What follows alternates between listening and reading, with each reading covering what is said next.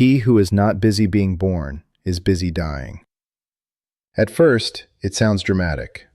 But if you observe life carefully, you realize how true it is. Because being alive is not the same as living. A person can breathe, work, eat, repeat the same routine for years, and still slowly fade internally. Not physically, spiritually, mentally, emotionally. Because life is movement, growth, transformation.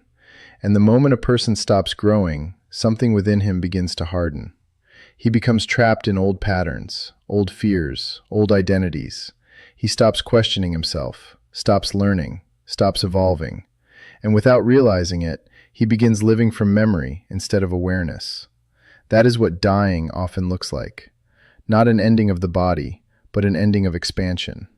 Because to be born continuously means allowing yourself to change. To let old versions of yourself end, so new understanding can emerge.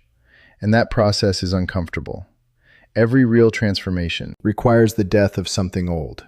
Old habits, old ego, old beliefs, old attachments. But many people resist this. They want growth without change, wisdom without discomfort, a new life without leaving the old one behind. And because of that, they remain stagnant. But look at nature. Everything alive changes constantly. The seasons shift, trees shed leaves, rivers keep moving. Life itself teaches renewal. And maybe human beings suffer when they try too hard to remain the same. Because the soul was not designed for stagnation. It was designed for expansion. That's why certain periods of life feel so painful. Not because life is punishing you, but because something within you is trying to be reborn.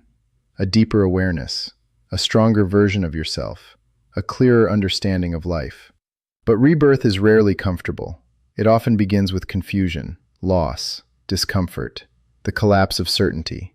Because before something new emerges, something old must dissolve. And people who understand this stop fearing change so much. They stop clinging desperately to every version of themselves. They understand that growth requires release, that wisdom requires humility, that life keeps asking one question: are you willing to become someone new?